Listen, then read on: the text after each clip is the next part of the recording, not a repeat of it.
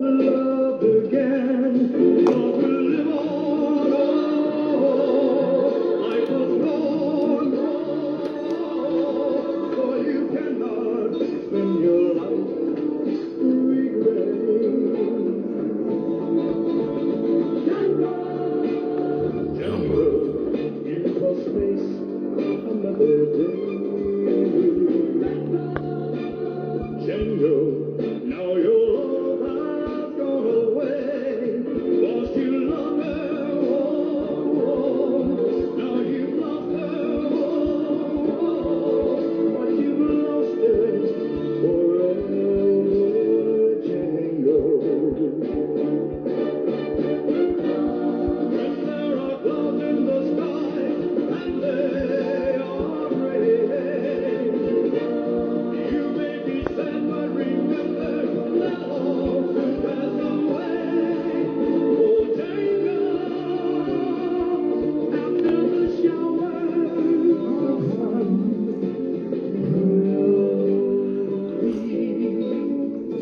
will be shining.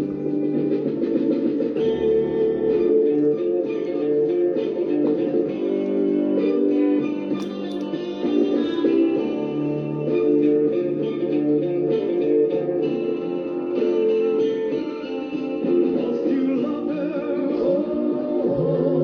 Now you've lost her, oh. But you've lost her forever, Django. When there are clouds in the sky and they are gray, you may be sad, but remember that all will pass away. Oh, Django, after the shower, the sun will be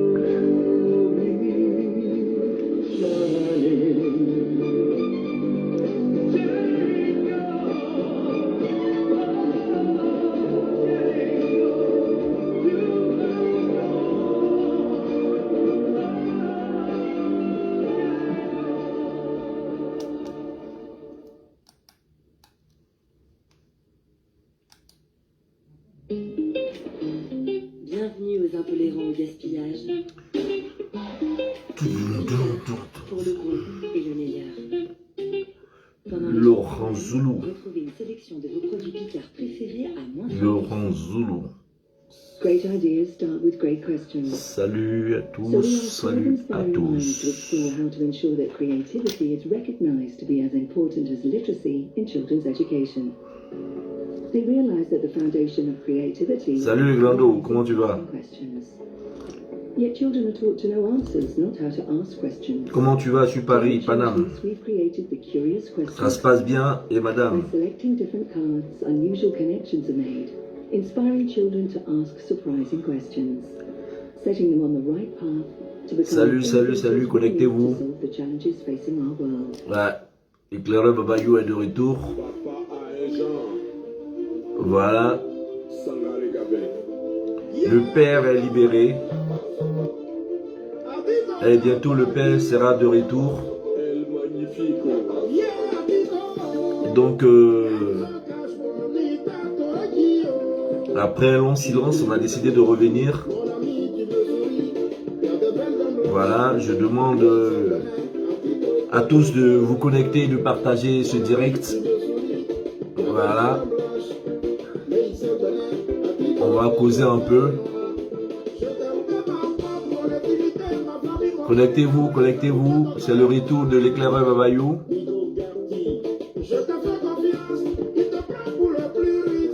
Voilà.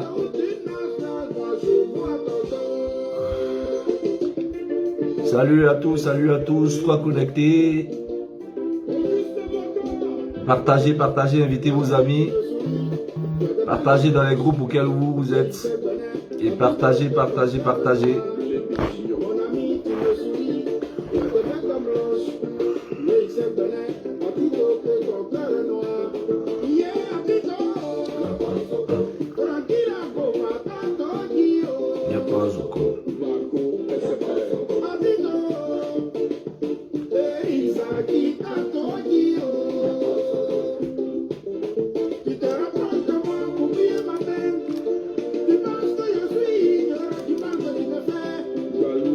Eh, Akito.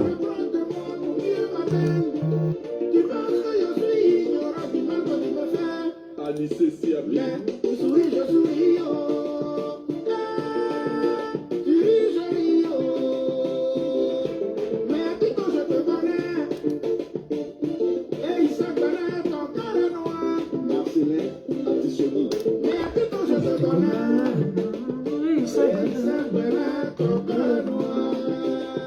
Président Abouski.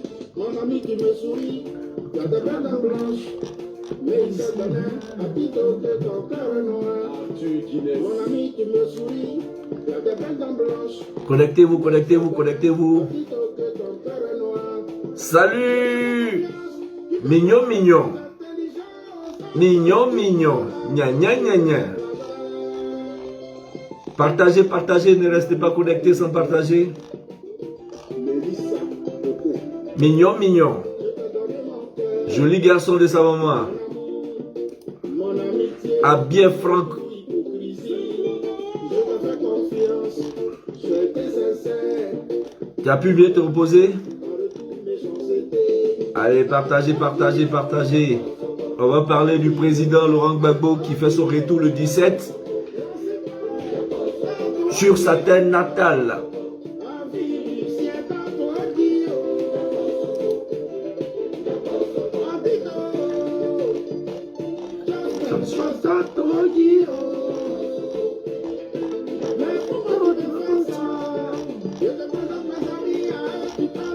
Ah, il y a longtemps, je me suis connecté parce que le combat dans lequel nous étions engagés a porté fruit. Le président Laurent Gbagbo a été libéré. Donc, du coup, on a préféré sortir parce que la tournure que prenaient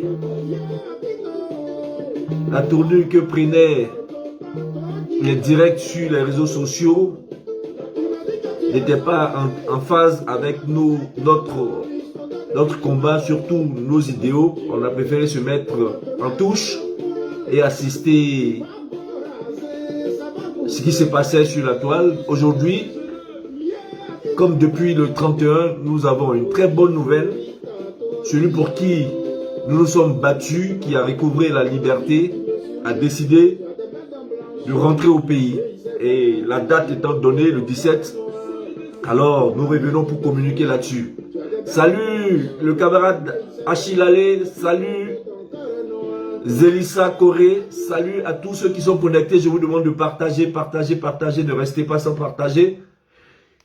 Parce que le moment est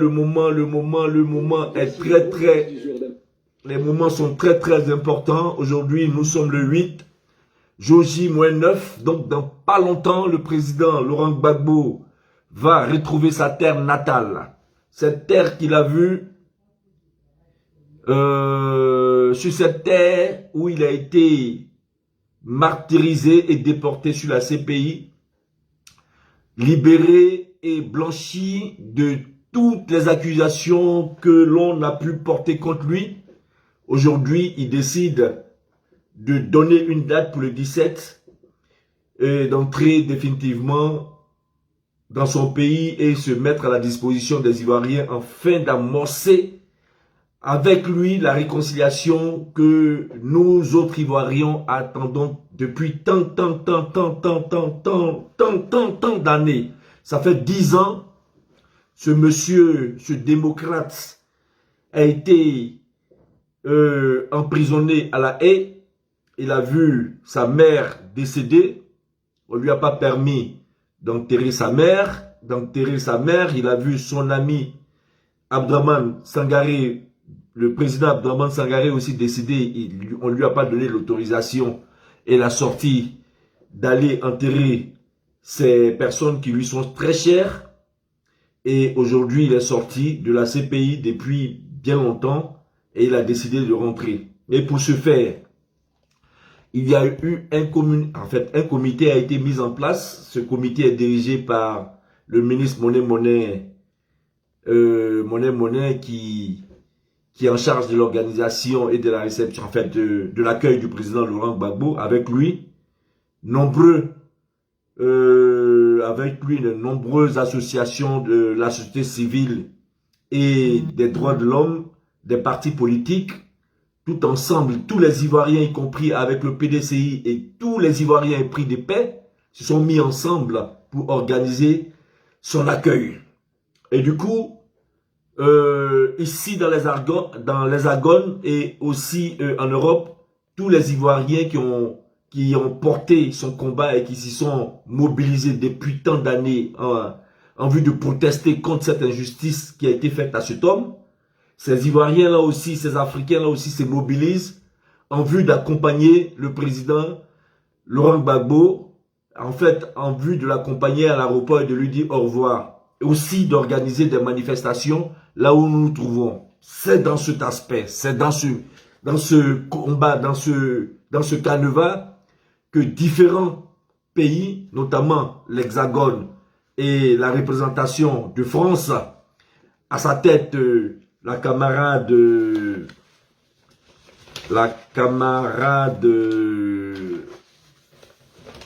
je ne cherche pas son nom, mais je cherche des documents, Georgette Nekalo, à sa tête, organise avec maestrie sur la France les manifestations en vue de montrer aussi que nous sommes avec le président Gbagbo et que la France est tout entière est mobilisée pour dire au revoir au président Laurent Gbagbo et pour certains l'accompagner en Côte d'Ivoire. Mais avant de commencer, je vais saluer le parolier Oazi, saluer mon grand frère Koudou Basile, saluer tous ceux qui sont connectés. Je vais à mon ami Yolande Amiens, épouse Kwame, salut à toi. Sharon Barouin, salut à toi. Le grand frère Jean-Jacques Yodé, Laurent Zalou. Je vous salue tous, vous qui êtes connectés, le doyen Patrick et Hachi et Lalé. Et ma belle sœur Consti Adoï Dagbo. Salut à toi, gros bisous à toi. Constaï. Tata Coco, comment tu vas? Transmets mes salutations à mes neveux, Franck Abien, mon ami de tous les jours. Donc, voilà, je suis venu partager avec vous et en même temps rassurer certains Ivoiriens qui portent la peur de voir le président Laurent Gbagbo arriver en Côte d'Ivoire et de tout changer.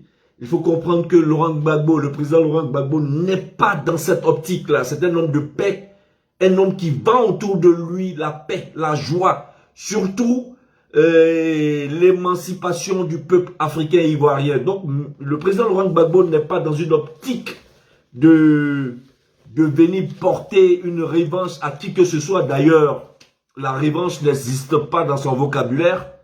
C'est un homme bon, un homme de valeur et un homme pacifiste. Il est au-delà même du pacifique, mais il est pacifiste. Excusez-moi, je vais prendre mes documents et revenir vers vous.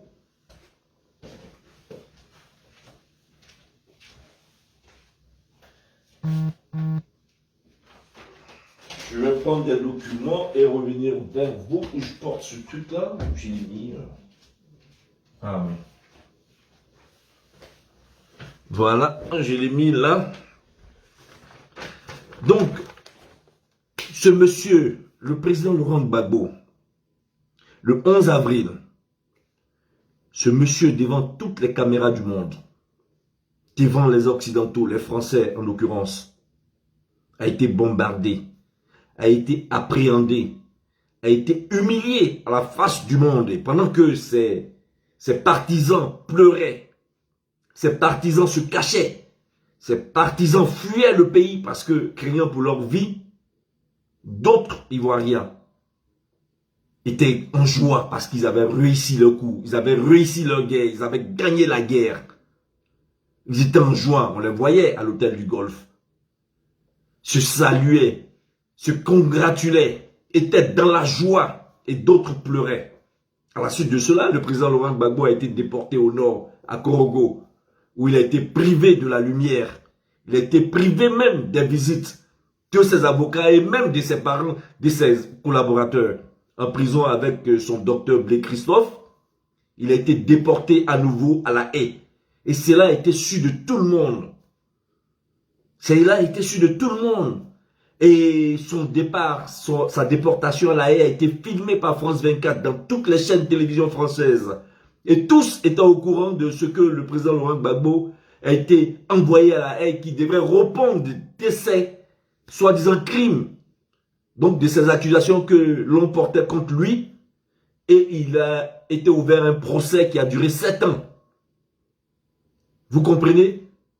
7 ans pour un homme d'un certain âge. 7 ans de difficultés. Le président Laurent Gbagbo était dans une prison. Il n'était pas dans une maison.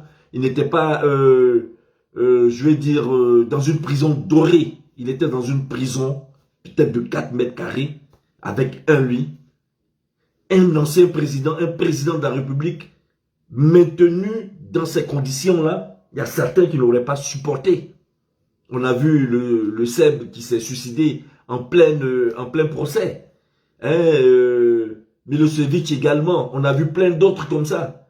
Mais le monsieur, parce que, ayant la foi à son combat, c'est-à-dire qu'il était dans sa vérité, ne pouvait pas trembler, ne pouvait pas s'auto-flageller parce qu'il était dans la vérité. Et il savait que tôt ou tard, la vérité allait éclater. Et donc, je disais cela dans mon départ parce que ces mêmes individus-là, c'est-à-dire les Adjoumani, tout ce groupe qui se trouvait à l'hôtel du Golfe se congratulait, rigolait, chantait, dansait, s'embrassait. Et pendant ce temps, nous autres, ces partisans pleurons du moins. Il y a d'autres qui fuyaient le pays. Il y en a qui sont allés en exil, qui sont entrés il n'y a pas longtemps. Il y a beaucoup qui sont en Europe, au Ghana, au Libéria, au Burkina, au Niger. Il y en a qui sont allés plus haut, en Mauritanie. D'autres encore au Maroc, en Algérie, partout les Ivoiriens. Pour le président Laurent Gbagbo se sont exilés. Après 7 ans, ce monsieur-là a recouvré la liberté.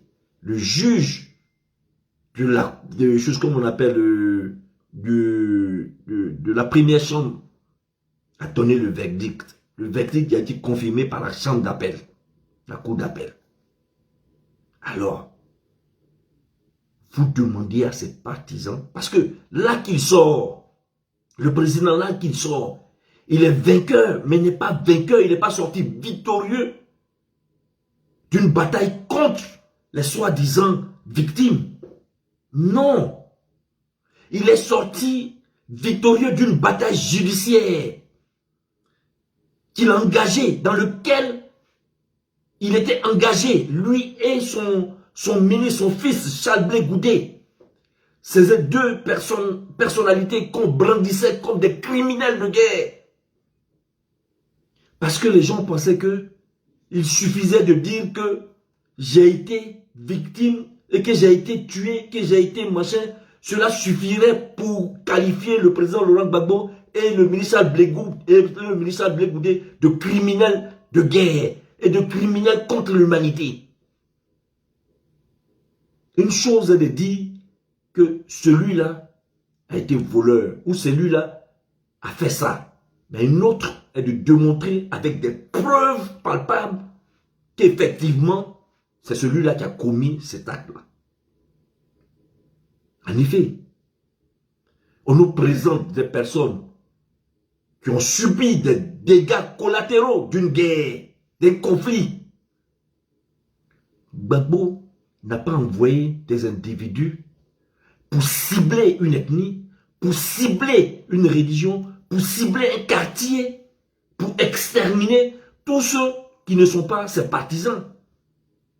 Dans cette guerre que nous avons suivie tous, dans laquelle nous étions, même quand nous étions au pays, il y a eu des belligérants qui attaquaient l'armée et l'armée se défendait. C'est ce qui est sorti de la CPI. C'est pourquoi le président Laurent Gbagbo a été acquitté.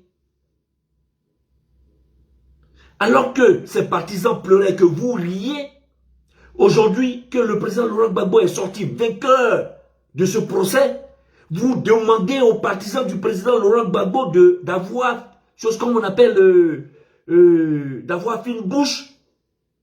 Mais non, ces gens-là se réjouissent parce que le président Laurent Gbagbo est libéré. Mais personne ne dit qu'on est content parce que ces soi-disant victimes-là ont été ignorées. Non. Comme dans la Bible, hein, l'enfant prodigue qui va quitter son père et sa mère, sa famille, en demandant son héritage. Parce que pour lui, son père était encore frais, il pouvait vivre longtemps et donc lui, il avait besoin de la part de son héritage pour aller faire ce qu'il voulait. Ce n'est pas dans le cas de Gbagbo, mais je veux dire, un enfant de famille qui est parti aussi longtemps, quel que soit ce qu'il a été, on ne l'a pas vu, on l'a considéré comme mort. Quand il revient, quel que soit ce qu'il a fait, sa famille, faite pour l'accueillir.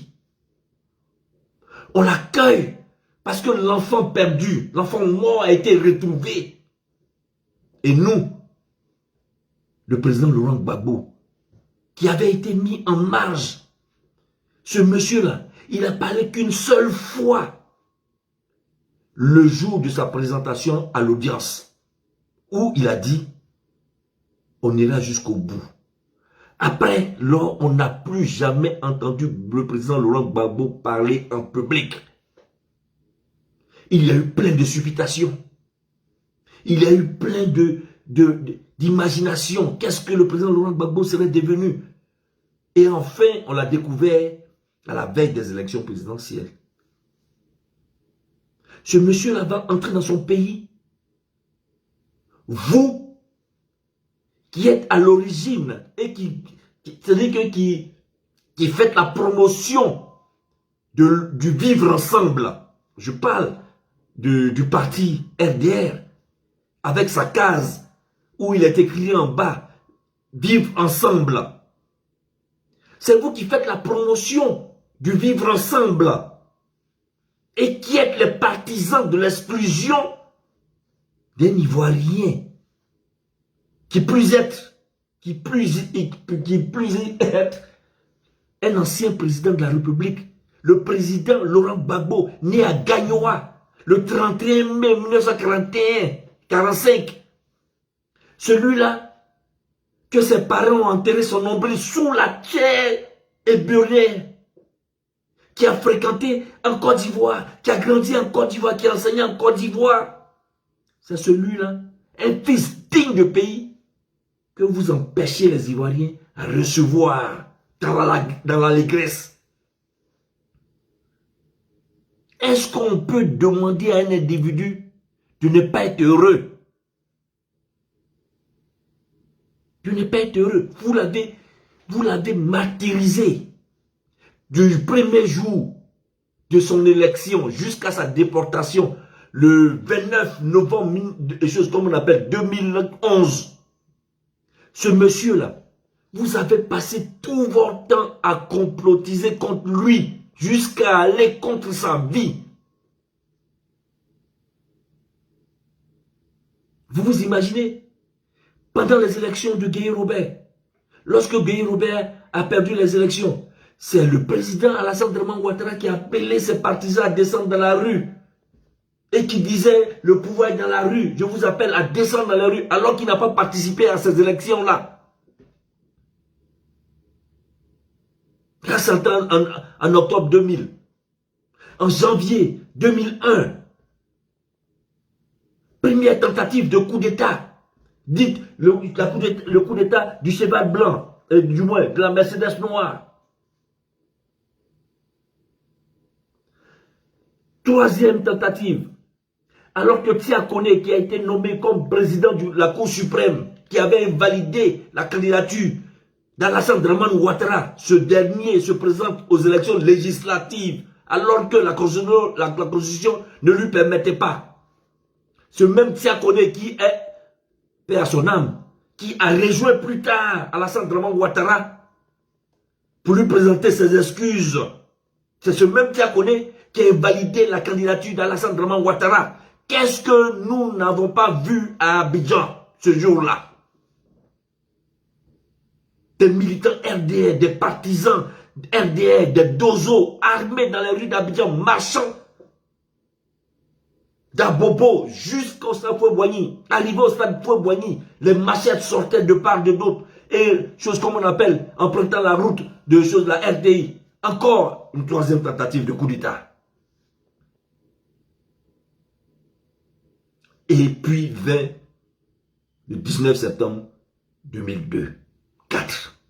Là maintenant, ça a été une rébellion. Mais avec tout ça, avec tout ce que vous avez pu faire à ce monsieur-là, parce que dans tout ça, il a perdu ses partisans. Le ministre Bougadoudou, Dali Oblé, Dagouloula, tout cela a été tué, massacré par votre responsabilité, par vous. Mais malgré cela, ça n'a pas empêché d'aller faire soigner la maman d'Alassane Draman Ouattara en France. Malgré cela, ça n'a pas empêché d'aller faire soigner Gaoussou Ouattara, le grand frère d'Alassane Draman Ouattara en France.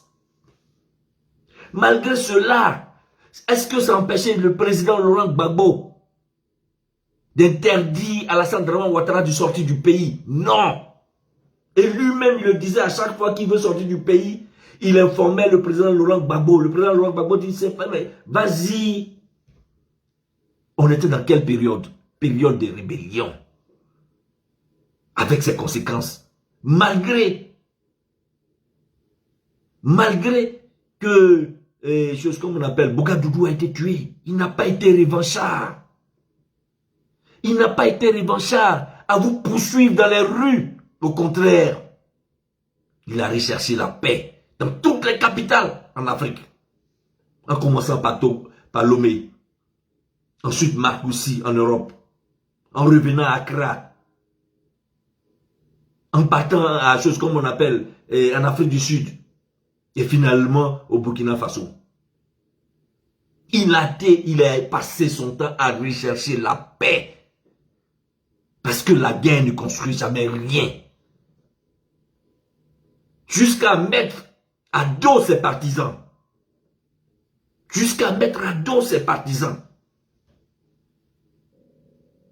Beaucoup d'entre nous n'étaient pas contents de cette démarche. Et bien comme c'était le chef, et il voulait qu'on aille à la paix, et c'est dans la paix qu'on peut construire le pays, alors nous l'avons suivi. Et malgré tout ce qu'il a fait, ça ne vous a pas empêché de déclencher cette deuxième guerre en 2010 pour des élections. Pour des élections, Désiré Tagoro est mort. Pour des élections, le ministre Bombouabri, on l'a laissé mourir. Yagou Goumon Jean-Baptiste est mort. Nian Raymond est mort. Paul Dokuy est mort. Ben Soumaoro est mort. On avait notre camarade, le commissaire Niawa, est mort. Beaucoup de ses partisans sont morts. Sa mère est décédée. Son ami fidèle, Abdourahmane Sangaré, est décédé. En tout cas, je cite ceux qui ont été fidèles au président Laurent Gbagbo. Avec cette douleur, le monsieur est resté tranquille, avec sa conscience, avec lui-même et avec son Dieu. Il a résisté à toutes ces difficultés qui pouvaient lui donner une autre maladie, qui pouvaient lui donner même la faiblesse d'aller attenter lui-même à sa vie. Eh oui, parce qu'avec tout cela, il a eu ses partisans qui lui ont demandé de tenir, parce qu'il a demandé à ses partisans de tenir. Tant que vous tenez, je tiens. Et parce qu'on a tenu, avec les intempéries ici en Europe, le froid, la neige, la chaleur, des camarades ont abandonné le travail qui chaque jour se retrouvaient à La Haye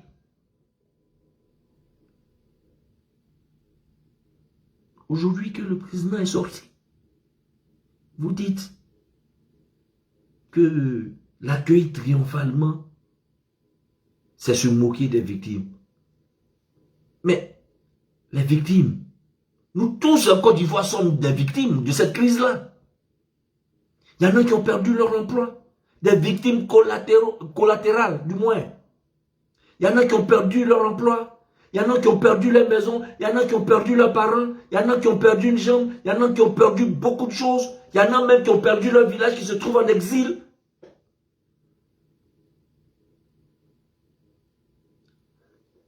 Alors, d'où vient que Siaka Diaby, qui lui a coopéré avec le bureau du procureur et la représentante des victimes, c'est ce même Diaby Siaka qui a recensé tous les témoins qui devraient aller porter l'accusation, les preuves contre le président Laurent Gbagbo. On connaissait ce nom-là, mais c'est-à-dire qu'on n'avait pas mis de visage sur ce nom-là. On entendait Diaby Siaka. C'est lui qui faisait les papiers avec la mairie d'Abobo, avec certaines autorités ivoiriennes. En tout cas, tous ceux qui ont pu passer à la CPI, en fait, les soi-disant victimes civiles ont été recensés par Diaby Siaka. Ceux-là, ils sont allés porter leur récit au tribunal international d'Haye. Le Jules Kouno, là, c'est le papa de Gbagbo. C'est le camarade de Gbagbo. Nous-mêmes, on avait peur. Nous-mêmes, les partisans qui allions à la Haye, on avait peur face à le juge se comportait. On l'insultait même. Parce qu'on se disait qu'il avait un parti pris. On était foutus dans le film. Et le juge a dit, avant que cette affaire-là ne vienne ici, nous-mêmes, on était au courant de la situation en Côte d'Ivoire. Et que si Gbagbo même n'avait pas agi, c'est là qu'il serait responsable. Donc, on pouvait dire qu'il était, chose comme on appelle, il était le président de la République et il assistait sans réagir. Assistance en personne en danger. Non-assistance en personne en danger. En tant que président de la République, que ce soit un braqueur, que ce soit un fauteur de troubles, que ce soit un djihadiste, que ce soit un individu qui n'est pas autorisé à porter les armes et qui tire, c'est de sa responsabilité d'assurer la sûreté du pays. Et vous reprochez au président Laurent Gbagbo d'avoir mis les mécanismes avec des gens qui ont l'autorisation, qui sont formés à porter les armes, à établir ou à vouloir établir la paix dans une circonscription, là où vous dites que c'est votre, comment on appelle, c'est votre circonscription à Bobo. Il ne fallait pas que le président Laurent Gbagbo envoie des militaires à Bobo et que vous fassiez tout ce que vous vouliez. En ce moment-là, le président Gbagbo, on n'a rien lui fait. Mais non, Abobo fait partie de la Côte d'Ivoire et du Grand Abidjan. Donc s'il y a des troubles là-bas, s'il y a des terroristes là-bas, c'est de la responsabilité d'un président de la République d'envoyer son armée, sa police, afin de rétablir la paix et l'ordre. Mais là-bas, en l'occurrence, il s'agissait d'une rébellion armée. Il y avait le commando invisible. Comment pour une élection, on peut prendre des armes alors que le président Laurent Gbagbo vous a demandé de récolter? Et c'est lui que vous accusez de criminel. On vous demande pardon. On veut construire notre pays là, dans la paix. On veut fraterniser comme à l'époque de Fauboigny, entre nous, Ivoiriens, et les ressortissants des étrangers. On rigole, on plaisante, on imite tel individu, on imite telle ethnie, et tout ça c'était dans la bonne convivialité. Personne ne prenait une âme pour dire pourquoi tu as fait ça. On moquait le Biti, on moquait le Baoulé, on les imitait, on moquait le Djoula, on les imitait. Mais depuis, on dit non, il ne faut pas faire ça, il ne faut pas faire ça, il ne faut pas faire ça. Ok, on ne faut pas faire ça, mais quand vous dites ne pas faire, vous aussi, ne le faites pas. Vous aussi, ne le faites pas. Et donc, le président Laurent Gbagbo, qui a été déporté dans les larmes de ses partisans, dans les pleurs de ses partisans, revient, mais forcément il va revenir dans la joie de ses partisans.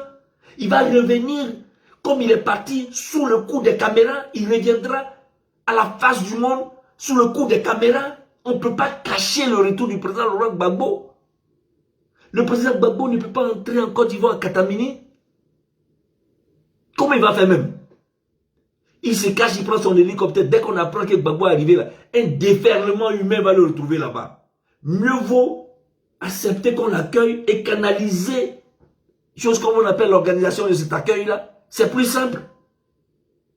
Dieu merci, nous constatons aujourd'hui dans les rues d'Abidjan des grands pancartes sur lesquelles sont mis des affiches du président Laurent Gbagbo, sur les écriteaux, le retour. Et pour ce faire,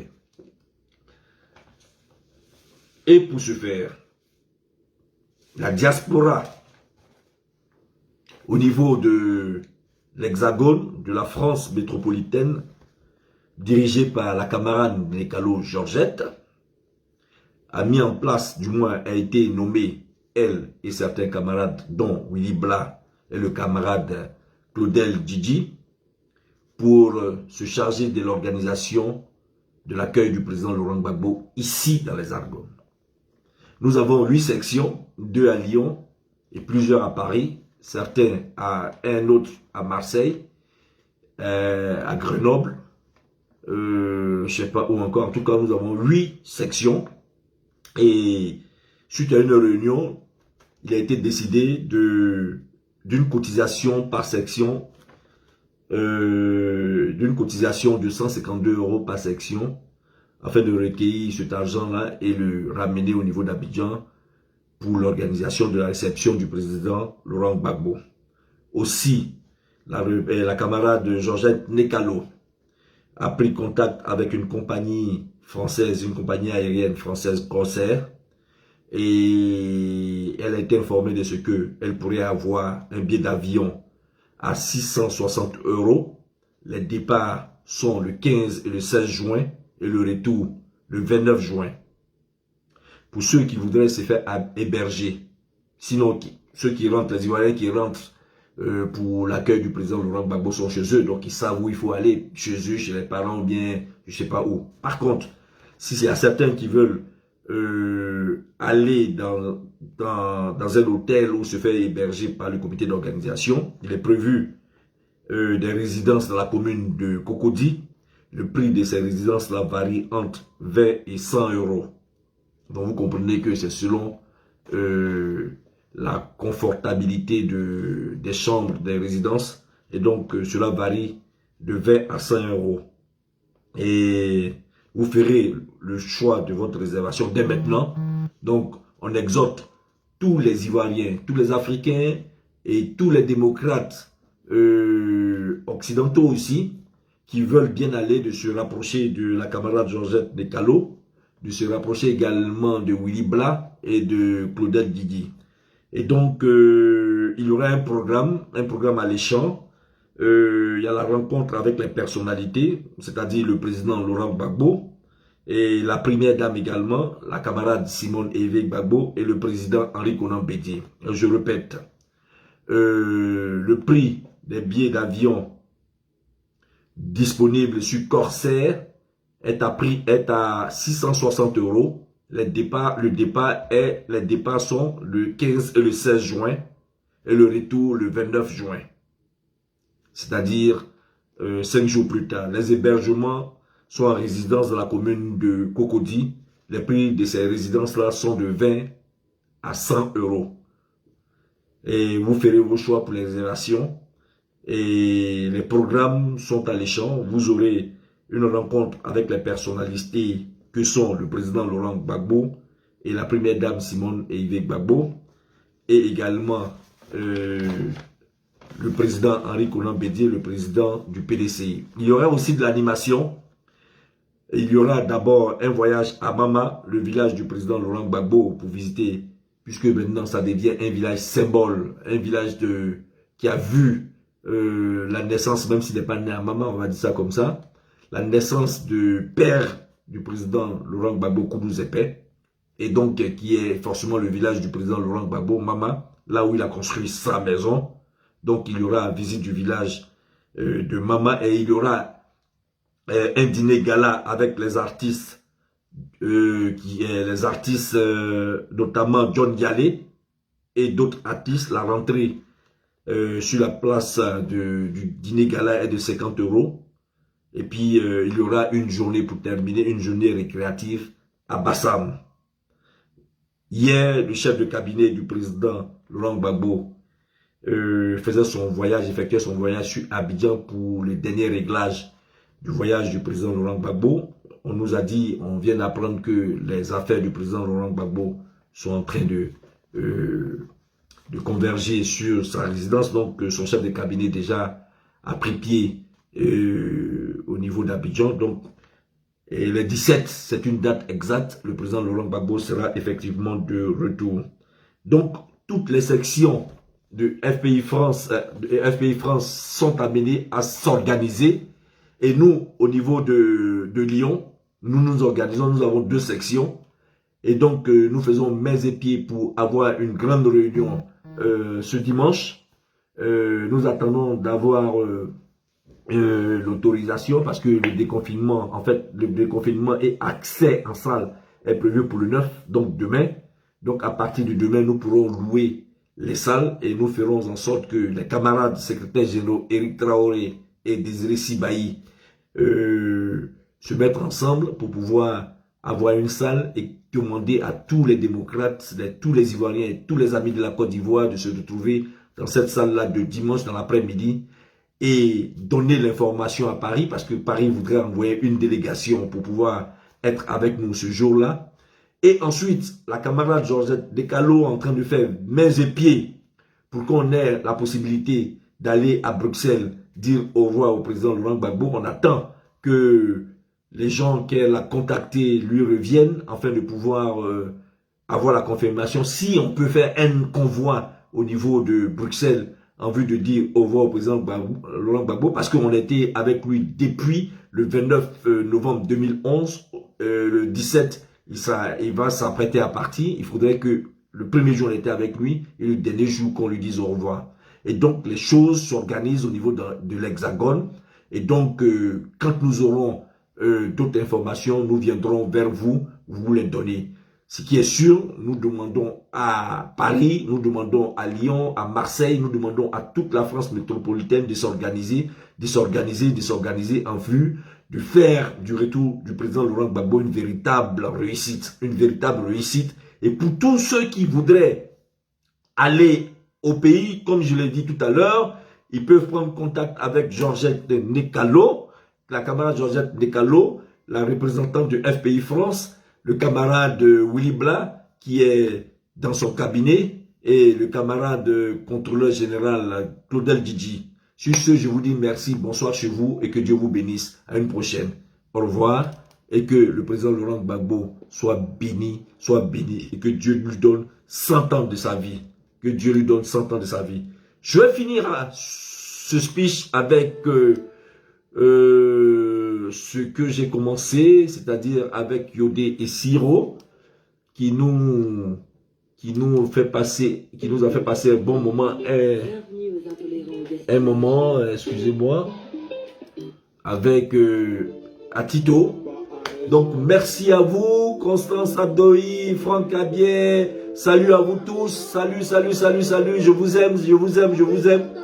Dans le nom de Gbagbo. Voilà, je vous aime dans le nom de Gbagbo. Soyez fidèles au président Laurent Gbagbo, soyez fidèles à la prochaine émission. Demain, je suis avec vous.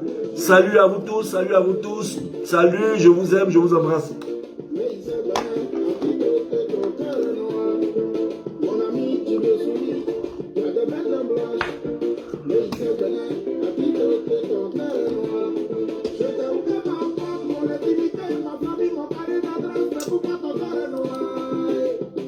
Ah ouais.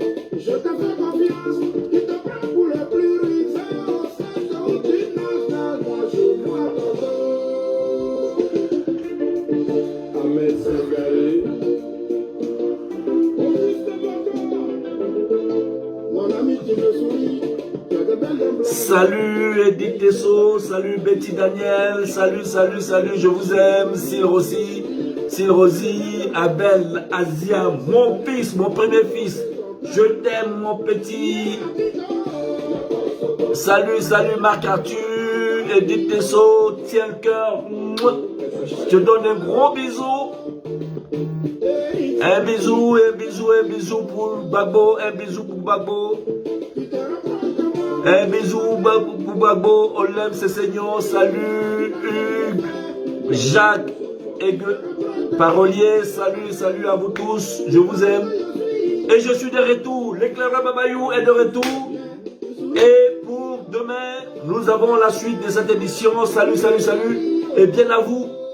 Salut Abidjan.